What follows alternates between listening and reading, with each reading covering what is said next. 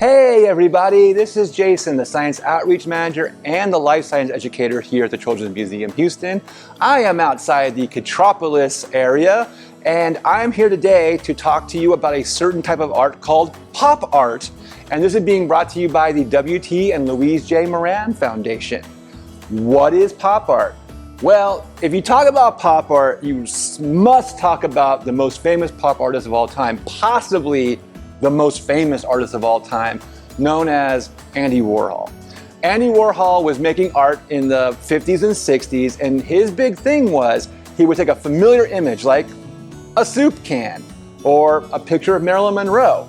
And what he would do is he would silkscreen them like this in either maybe a 4-piece, a 6-piece, sometimes even a single piece, but all of it would be very, very colorful. This is one of his most famous styles of art. He did a lot of different type of art, but this is one of his most famous styles.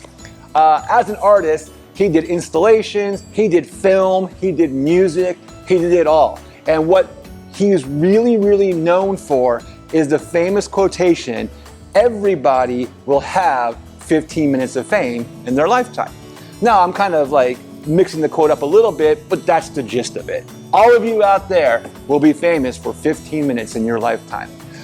How do you make pop art? It's really simple. That's the cool thing. Now, if you actually know how to silkscreen, and we'll define what silkscreen is underneath right now, like in words, if you actually know how to silkscreen, you can make a really, really cool piece of art. But if you don't have a silkscreen machine, which most of us don't have, all you need to do is gather some paint. And what you want to do is you want to gather at least 8, probably even more colors of paint, because if you look at my piece of pop art, and those cartoon fans out there will know this is Rosie the Maid from the Jetsons right here. If you look at it, you'll notice that every square is a different color, and Rosie is a different color in all the little different areas I made color. So like her face in this one is green, but up here it's purple.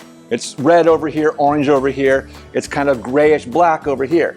And then you can see that it's purple here, the outline. It's yellowish green, the outline. It's green, the outline. That's the important thing to understand, is that you want to mix all of these different colors.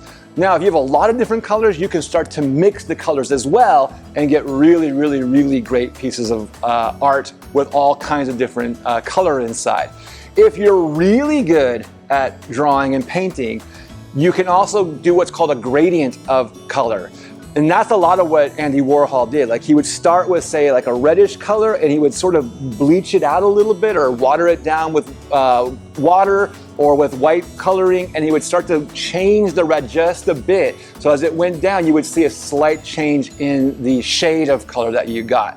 So if you have all sorts of different paints, that's a really good skill to learn, and it's really cool to do. And what is your pop art?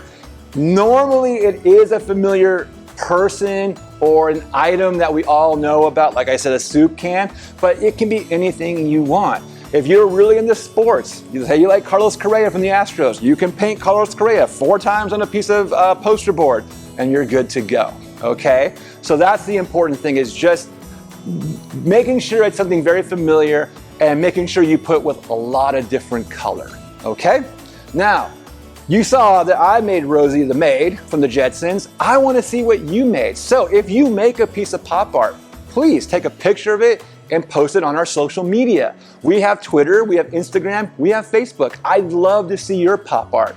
Plus, if you're watching this on YouTube, please hit the subscribe button. That way you'll get notifications of all the art videos that we do, of our science videos, of our Mr. Oh Wow moments, our story times, our Tater Tot tunes. With that, I'm going to say goodbye for now. I hope you all are doing really well, and I hope to see you soon. Catch you later.